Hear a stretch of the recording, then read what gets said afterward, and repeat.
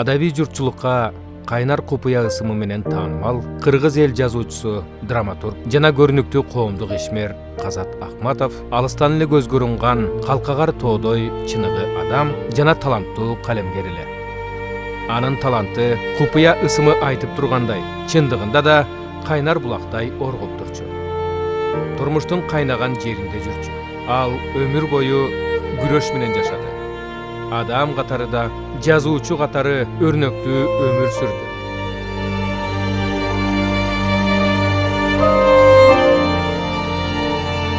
Атасы Турсуналы өтө билимдүү киши болгон экен. Убагында району болуп, ошо Ысык-Көл районунда алгачкы билимге жетишкен, ошол убактагы төбөсү көрүнгөн инсандардын бири болгон да.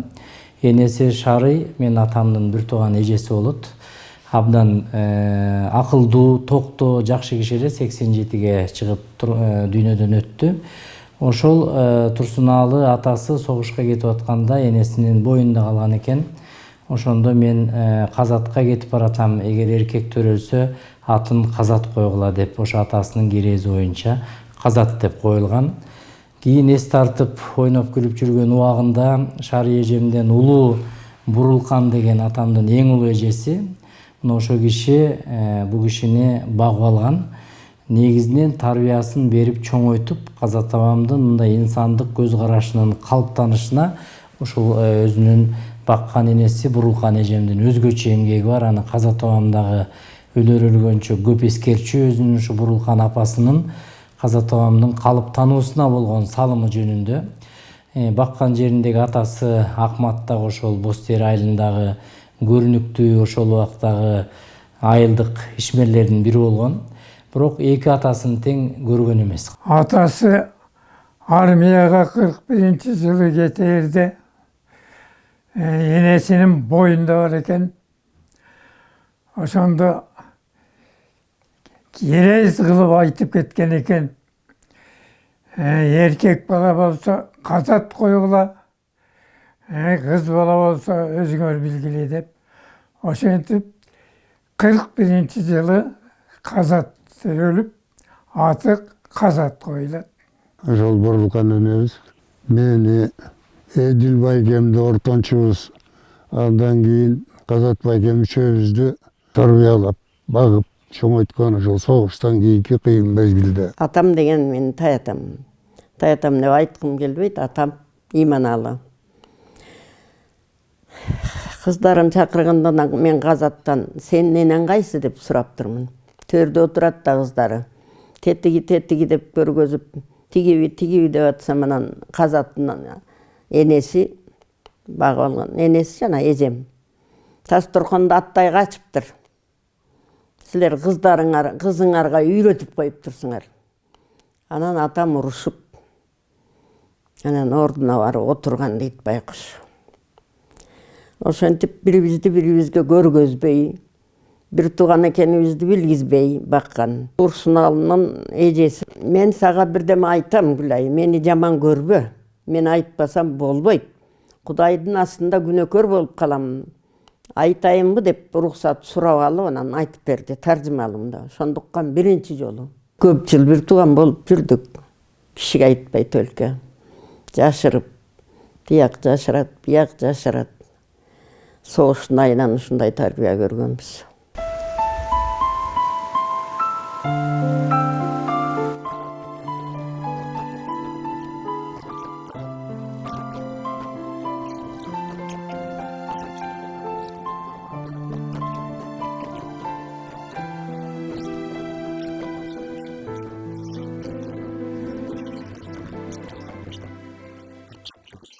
Боз Теридеги эжесинин колуна тарбияланып, мына ошо жерден 10-класс анан институтты бүттү.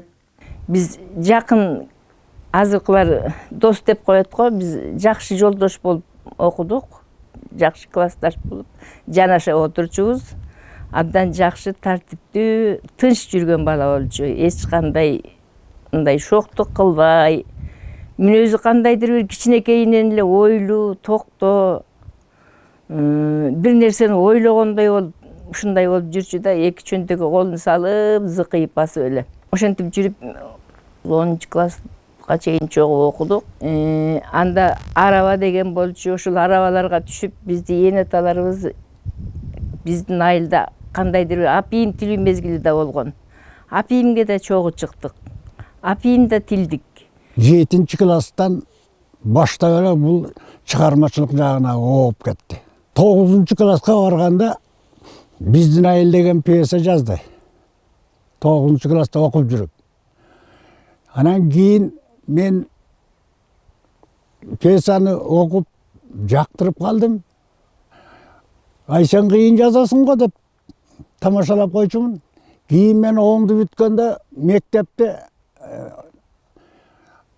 иштеп калдым кайра эле. Ошол жылы эле мектепте иштеп калдым. Анан баягы Казаттын биздин айыл деген пьесасын 9-10 класстын балдарын чогултуп алып анан пьеса кылып коюп, концерттерде кадимки эмедей болуп, артисттердей болуп, адегенде айылды кыдырып, Ысык көл районун кыдырып,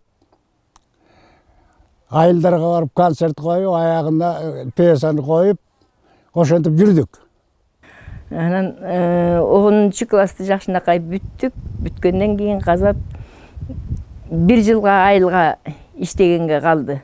Себеби атасы аскерге кеткен деп, турмуштар жетишсиз болгон. Баарыбыз эле турмушта көп кыйынчылыктарды тартканбыз. Бала кезибизде жокчулук турмуштар болгон. Окуп өтпөй калып, араба айдады. Суу субарды колхозда. Албакта колхоз. Андан кийин ошол баягы комсомольский бригада тигибу дегендердин баарын ошол кийин биринчи повестинде 2 сап өмүр деген ошондо көп нерселерди ошол убактагы жаштардын тагдырын, психологиясын, ошол убактагы жаштардын эмне менен иш кылышат ошонун баарын ошол повестинде көрсөткөн да. Андан кийинки жылы журналистика факультетинен университетке өтүп кетти. Аны бүтүп келип райондун комсомол комитетине, райком комсомолуна ошол заводкедил болуп иштеп жүрдү. Андан кийин райком комсомолдун секретары болуп 3 жыл иштеп, 4-чү жылы шайланып атканда военкомат 3 жылдык армияга Казакстанга жиберет. Анан армияны өтөп бүтүп келгенден кийин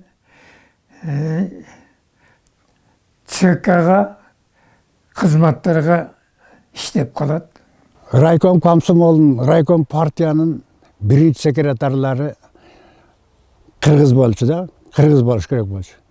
Анан кандайдыр бир себептер менен Перибашев деген райком комсомолдун биринчи секретары болуп калды биздин районда. Анда Казат орхотдел болчу. Бу кандай? Кыргыздар болуп атсак, анан тиги Перибашевди коюп койду деп анан кийин балдар чогулуп анан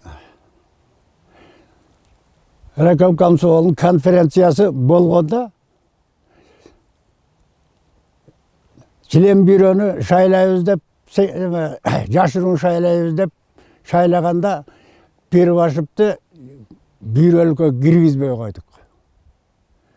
Анан член ал кирбей калгандан кийин Казат орхотдел, андан кийинчи кандидатура эле Казаттыкы болду. Анан сразу ошол жерден Казат биринчи секретарь болуп калды. Ошондо биринчи секретарь болуп шайланып, альтернативный биринчи демократиянын башталышын баштап берди. Ошондо биздин бир топ куугунтукка туш келди. Жазуучу Казат Акматов кызыктуу жана байманалуу тагдырды башынан кечирди. Ал жазуучу катары канчалык таланттуу болсо, Адам катары дал ошончолук мыкты адам, агыны катуу дайрадай, алоолоп күйүп жаткан оттон тартынбаган чыныгы демократ эле. Артынан миңдеген адамдарды ээрчитип кете ала турган кыйын оратор болчу. Депутат болду. Арине, ал дайыма саясаттын чогортонунда жүрсө да, өзүн салмактуу алып жүрдү. Татыктуу депутат, чыныгы мекенчил демократ катары өзүн көрсөтө алды. Кыргызстандагы алгачкы демократтар алабарман сүйлөп, кургак ураандарды чакырып, жүйөсүз чакырыктарды жасап, аянтка чогулган көпчүлүктү күйүп жаткан отко түртүп ийбей жатканда, Казат Акматов өзүнүн карагылды какчарган калыстыгы, караңгыдан жол тапкан акылы менен далай кагылыштардын алдын алып калганына баары күбө. Казат Акматович өзүнүн чыгармачылыгында эле мындай эркиндикке умтулган, мурдагы социалистик идеологиядан алыс болуп, адамдыгын, карапайым адамды, анын бир аруу тилектерин жазган мезгил романда мына кыргыз элинин 16-жылкы боштондук көтөрүлүшүн, Орусия падышачылыгы кандай күч менен, зомбулук менен басканы, биздин элибизди кантип кордогонун, совет мезгилинде компартиянын бийлиги болгон аларды жазыш деген эрдик болгон. 89-90 жылдардын башында ондогон демократиялык уюмдар пайда болду. Анан бир жолу ушул академик Турар Койчуев, Эркебаев бар эле, Казат, мен, Жыпар, дагы 5-6 киши ошол жактан чогулуп, анан бир бүтүмгө келдик да. Көрүнүктүү адамдар Төлөмүш Акеч, Бексултан Жакиев, башка акын жазуучулар, Топчубек Турбашевди да өзүнчө баштаган болчу. Анан бара-бара баары биригип отуруп, КДК 1990-жылы 25-майда Кыргыз драма театрында биринчи өзүнүн чоң жыйыны болуп, ачык айтканда Кыргызстандагы демократиялык кыймылдын аталарынын бири Казат Акматович. Ошондо 26 уюм КДКны түздүк. Аны кыймыл деп түздүк. Себеби партия түзөбүз, кыймыл түзөбүз деп бир топ талаштык. Эгер партия түзсөк, анда партиянын өзүнүн табияты мындай болот экен. Ал бийлик үчүн күрөшүш керек экен. Ал кезде бизде бийлик үчүн күрөшөлү деген максат жок болчу. Андай ой да жок болчу. Андай максат болбогондон кийин анда биз кыймыл түздүк. Кыймыл деген элдин мүддөсүн алып чыгыш керек экен. Элдин баары эле бийликке жулунбайт да. Элдин мүддөсү башка да. Элдин мүддөсү демократия, эркиндик, сөз эркиндиги жана тоталитаризмге каршы күрөш, анан эгемендик алыш, ушундай нерселерди көтөрүп чыктык да. Кыргызстан демократиялык кыймылынын устав программасын түзгөн 5-6 киши болгонбуз. Анын ичинде идеологтору бир 3-4 белек да. Анын бири ушул Казат болчу. Такай өзүнүн сөзүн кошкон, пикирин түз билдирген. Анан экинчиден Кыргыз мамлекетинин жана символикасын аныктоогончо комиссияны жетектеген. Биз ушуну тарых үчүн так айтып жүрүш керек. Суверенитетти талашкан, биринчи президент шайлоодо активдүүлүктү көргөзгөн, ушул убакта коммунисттик партиянын жетекчилерине тайманбастан, коркпостон айтып чыгып, маселелерди коюп, биз өзүнчө демократиялуу мамлекет болушубуз керек деген маселени ошо парламентте көтөрүп чыккан Казат Акматов болгон. Өзүбүз ача элекпиз. Жанагы жалаяктын ичинде жаткан балага баардык күнөндөн шыбап, ошону жамандап, элге жеп көрсөтүп, демократиялык кыймылдын келечегине балта чабууга чоң аракет болуп жатат жолдоштор. Жолдоштор, делегаттар, силерден сурадарым, биздин уставды окуп көрүңүздөр, аларды чыгарбай атышат печатка, программаны окуп көрүңүздөр, аларды чыгарбай атышат, телевизордон сөз сурасак бербей жатышат. Казаттын дагы бир тарыхый эмгеги баш мыйзамды кабыл алышыбыз керек. Мурдагы баш мыйзам ал болбогон эле бир марионеточный баш мыйзам болуп калган. Кыргызстандын эгемен жарыян декларациясын талкуулап, анан 15-декабрда жогорку кеңеш кабыл алган. Туруктуу мүчөлөрүбүз дегендер Жапар Жекшеев баш болуп, Кыргызстан демократиялык партиясына айланды. Мен ошол съезди өткөрүп берип туруп, анан кийин партия мындай саясатка мен илигишпейм, өзүм чыгармачылык ишиме кеттим деп Kesтерин бар интервью берип туруп анан кетип калды. Анан ошону менен партиялар көбөйүп кетти. Бул өзү демократиянын балалык оорусу да. Бул өзү оору. Бул акырында жышылып, айыгып, жүрүп отуруп анан кийин жанагы өнүккөн өлкөлөр сыяктуу аз гана партиялар менен бийликке демократтуу жол менен, таза жол менен күрөшкөндү үйрөнөбүз. Казат Акматов өмүрүнүн акырына чейин өзүнүн оюнан тайбаган, пикиринен тайбаган ошо кыргыз элинин эркиндиги үчүн, мамлекетибиздин өз алдынчалыгы үчүн, эч кимге корболбойлук, бирөөнүн көзүн карабайлык, албетте кызматташ болуш керек, мамиле түзүш керек, бирок ушунчалык сансыз кылым эңсеген эркиндиктен ошону барктай билели деп өзүнүн бүткүл өмүрүн, кан жанын арнаган азамат адам эле. Кыргызстан демократиялык жака, өз алдынча мамлекет болгон жака бурулганда Казаттын орду чоң.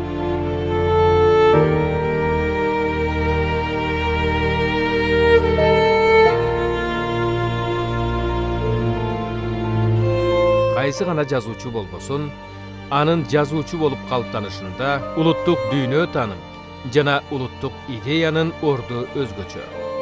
Улуу Манас эпосунан бери эле идеялык өзөк катары муундан муунга берилип келе жаткан кыргыз элинин улуттук биримдиги, ата журтун ички жана тышкы душмандардан коргоо, азаттык идеялары Казат Акматовдун каны менен жанында бала күнүнөн эле сиңип, жүрөгүнө бекем орногон. Жазуучу катарында өзгөчө калеми менен келди. Анткени ушу прозадагы чакан аңгемелери кыргыз прозасында жаңылык катары көрүнгөн, анткени башкаларга окшобогон өзүнүн сүрөткерлик чеберчилиги, башкаларга окшобогон ой туюму жана дүйнө таанымы деп эсептейм. Анткени Казат абам дайым айтар эле, жазуучу окурмандын алдында жүрүшү керек деп. Демек бул заманды, демек бул доордун агымын түшүнгөн, элди ошо алдыга жетелеген калемгер болгон. Ошондой чыгармалары дагы ошо кыргыз адабиятына жаңы келгенде эле көрүнгөн. Белинскийдин бир орустун улуу сынчысын айтканы бар. Улуу адамдар, улуу жашуулар дайыма улутчул деген да. Эгерде улуттун духун, улуттун рухун көтөрбөгөн жазуучу, ал эч качан чоң жазуучу боло албайт. Мукай Элебаевден, Касым Тыныштановдон баштап, Юсуп Турусбековдер, андан кийинкилерден болуп, кийинки биздин менин замандаштарыман биз эң бир макта улутка, кыргызга кызмат кылган деп Чыңгыз Төрөкуловду айтып, анан ошонун жанындагы жан жоокөрлөрү, кошо иштешкен шакирттери, замандаштарын айтабыз да. Ошол чикемдин макта тарбия алган, ошондон шакирттеринин бири мен Казат Акматов деп эсептейм. Алгачкы эле биринчи жазган аңгемелеринен кыргыз окурмандарына, алган эмес союздук окурмандарга таанымал болду. Анткени ал киши орусча дагы жаза билчү да. Анан Казат Акматтын чыгармачылыгын биз изилдеп келатабыз. Ал боюнча кандидаттык диссертациялар жазылды. Мен Казат Акматтын ошо Мунавия деген чыгармасына, Мезгил романына бир топ токтолдум да. Ал мезгилде 16-жылдагы окуяны көп эле жазышты. Жазгыч акындардан баштап, төкмө акындардан баштап, биздин драматург катарга чейин Юсуп Турусбеков, Ажал Нуруна, Алы Токонбаев жана башкалардын баары. Бирок Казат Акматов башкача, өзгөчө ошол мезгилдеги орус бадышачылыгынын кыргыз калың катмарына жасаган зордук зомбулугун өзгөчө башкача планда ачып берди да. Казат калемгер катары, жазуучу катарында ал кыргыз адабиятына Мезгил романын, Күндө айланган жылдар романын тапшырып, бул эки романын окумушта кыргыз адабиятындагы чоң жаңылык, панорамалуу, масштабтуу, анан дагы эң башкысы Казаттын башкалардан артычылыгы бул психолог жазуучу болгон да. Бул кыргыз адабиятында психологизмди накта айтматтан кийин киргизген чоң жазушыларыбыздын бири. Казат Акматов 13-чү теманы ача билдиби деп суроо коюп макала жаздым да. Анткени аны койгон себеби Япониянын философу Дайсаку Икеда деген Айтматов 12-чи теманы ачты деп мага айткан эле да. Анан адабиятта ушундай эле асыл тема бар. Ошонун ичинен Айтматов эмбрионду ачып атат. Ал эми Казат Акматов ошол адамдын үчүнчү көзүн ошону көрсөтүп атат да. Бул деген адамдын баягы жүрүм туруму, адамдын көз карашы, адамдын кыймыл аракети, философиясы, ушунун баардыгы ошол адилетте камтылган да. Адилет бул жаңы образ, жаңы каарман. Ошон үчүн Чыңгыз Айтматов дагы өзүнүн баш сөзүндө супер роман деп атаган да. Анын жазган китеби кыргыз адабиятында мурда даже көлөкөсү көрүнбөгөн тема козгогон. Так, философиялык өзүнчө бир супер теманы тапканда менимче бул абдан оригиналдуу китеп, өзгөчө китеп. Мен таң кала берем да, бул мен китептерин күндө айланган жылдарында эле аркатында эле окусаң, мезгилинде эле окусаң, бүт баарден мага тааныш окуялар, тааныш замандаштар, тааныш инсандар, тааныш каармандар да. Көрсө бул эменин баарынтен так турмуштун өзүн реалдуу турмушту алып, ошо реалдуу чындыкты көркөм чындыкка көтөрүш керек да. Бул жазуучунун милдети ошол. Көркөм чындыкка көтөрө билгендиги менен айырмаланат да. Архат жөнүндө барды жазышты. Жөнөкөй окурмандардан баштап философтор, тарыхчылар, педагогтор, психологтор, адабиятчылардын бардыгы ушул чыгарманы кабыл алышты да. Жогору баалашты да. Ошон үчүн Архат чет элде дагы которулду, чет элдик сыйлыктар да алды.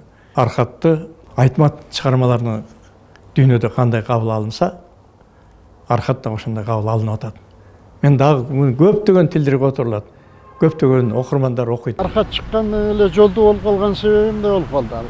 2007-жылы чыгып, ошо чыгылып бүт элек деле тиги Москвадагы бүткүл эл аралык фестивалга катышып калбады. Ошондо 17 мамлекет келип катышкан. Ошондо 17 мамлекет алып кетти. Жазуучу катарында кыргыз адабиятында классикалык чыгармаларды жараткан чоң жазуучуларыбыздын бири. Ал эми патриот катарында мен аны кыргыз элине, кыргыз улутуна кызмат кылган улуттун уулу деп эсептеймин. Анткени ал туулгандан баштап ошо өмүрүнүн аягына чейин кыргыз эли, кыргыз улуту, кыргыз мамлекетинин жыргалчылыгы деп жүргөн аябай атуу инсан болчу. Кыргызда өлгөндөр даңталмайын, тирүүлөр баркталбайт деген кеп бар. Быйыл жыл башынан бери жазуучу Казат Акматовдун 80 жылдыгынын алкагында республика боюнча бир катар иш-чаралар болуп, эгемендүүлүктүн 30 жылдыгына арналган Эгемен Кыргызстандын демократ жарчысы аттуу эл аралык илимий конференцияда өткөрүлдү. Өзгөчө инсан болчу. Эми үйдө биз чогуу жашагандан кийин мындай андайын көп бирдемелерин билбей эле жүрчү экенбиз. Биз жөн эле мындай жакшы адам, биздин атабыз, ушундай биздин жарыбыз катары балдарына дагы аябай жакшы мамиле жасачу. Мага дагы Казат Акматович менден улуураак болгону менен аны көрсөткөн жок. Мындай аябай демократичный болчу. Мени сыйлап өттү. Адамдык сапаттары, анан биз айтабыз да өзгөчө ушу биздин казыркы ушу учурда керек боло турган принципиалдуулугу, көө кашкалыгы, айткандан кайтпагандыгы, калыстык үчүн жанын бергенге даяр турганы, мансапка, байлыкка, өлүү дүйнөгө кызыкпагандыгы, ушунун баардыгы келип чогулуп келип отурупчу бул адамдын портретин бергенде мен ойлойм, мен өзүмө жан дүйнөм ыраазы болгон, жан дүйнөмө шерик болгон, жан дүйнөмдүн азыгы болгон адам эле. Казат иштеп отурганда биз тынч отурчубуз. Анткени мындай жазып отурганда, мындай мешеткенде Казат любой убакта тамак жеп атканда дагы, уктап атканда дагы, же телевизор туруп кетчү. Илхом келип, мындай жазгысы келип эметкенде, унчукпай эле туруп кетип калып, кабинетине барып жазып отурчу. Мурда айта берчү. Чыңгыз Төрөкуловичка Мария аябай жардам берет. Басып берет китептерин депчи. Сен басып бересиңби? Жаса бер эле, баса берем мен дагы. Деп анда алар механический машинамен басчу да. Мария айта берчү. Вот китептерин басып атып колдорум эме болуп калды депчи. Тактары калды деп. Бизге кичине оңоюраак болду. Мен компьютерге Казатка китептерин жумуштан келчү, мен 1-2 саат эсалып, биз түнү менен басып чыкчубуз. Британияда, Европада китептери чыгып, ошол жакта кечелер өтүп, бул кишини чакырып, чыгармачылыгынын дагы бир кыры ачылып, эргип турган учурда бунун чыгармачылыгынын токтолуп калышына ушу кызы Мунавиянын дүйнөдөн өтүп кетиши болду.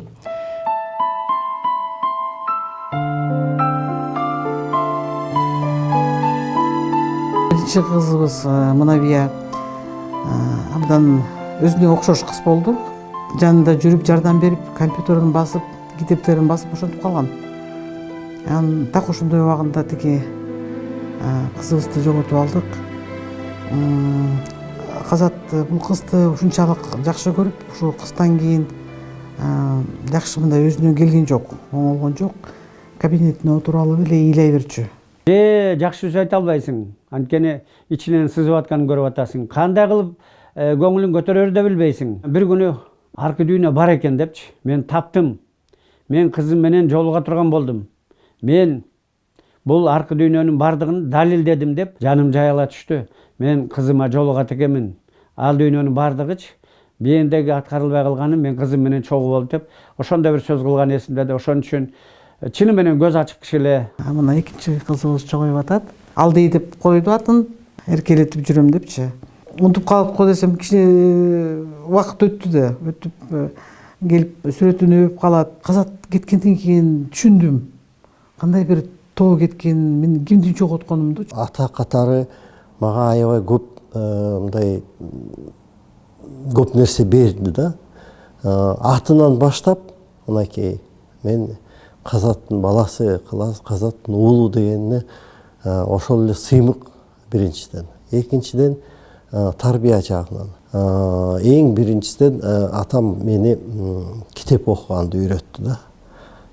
Биздин үйүбүздө аябай чоң библиотека бар болчу. Ошол библиотеканы башынан аягына чейин окуп, анан ушу адабият, маданиятка жакындатып берген ушу атамдын бир чоң салымдарынан болду. Чоң аксакалдар менен да дос болчу, өзүнүн тең туштары менен да, анан жаш муундар менен дагы ушунчалык мен ойлочумун, бул жаш кичинекей балдар менен эмне жөнүндө сүйлөшөт депчи.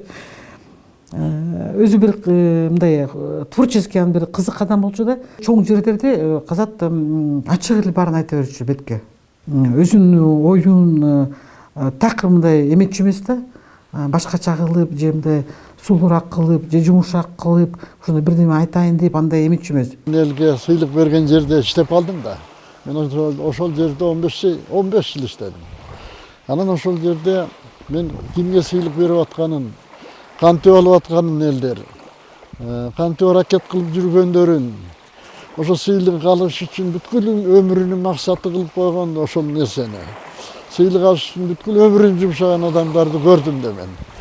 Анан ошолордун ошондой жүрүш турушун көрүп туруп мен абдан иренжидим. Чыгармачылык жагынан бул бир өчпөс из калтырганда мен ошону түшүндүм. Быйыл республикада жөн эле карапайым элди кыдыргандачы, ошолор китептерди окуп, анан кийин жолукканда айтып беришип, ошо китептеринен спектакльдарды коюшуп, концерттерин коюшуп ушундай бир кичинекей балдар, чоң студенттер бардың эметкенде мен ойлодум, бул аябай чоң из калтырган экен. Казат Акматовичтин аты мен ойлойм эч качан унутулбайт, өчпөйт.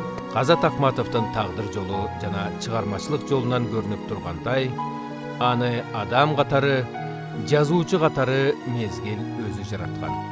Анын өрнөктүү өмүрү жана жазуучулук таланты кылымдан кылымга, муундан муунга айтылып жүрөрү шексиз.